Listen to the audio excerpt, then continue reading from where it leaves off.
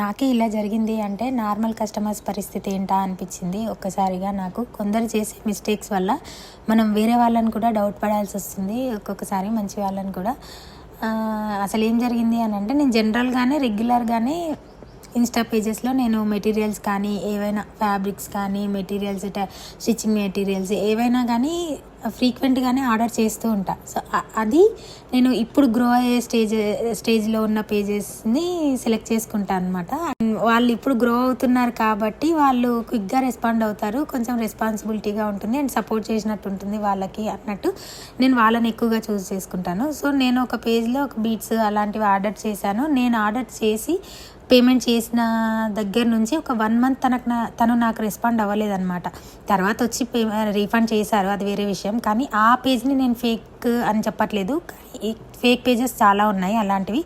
So choose wisely.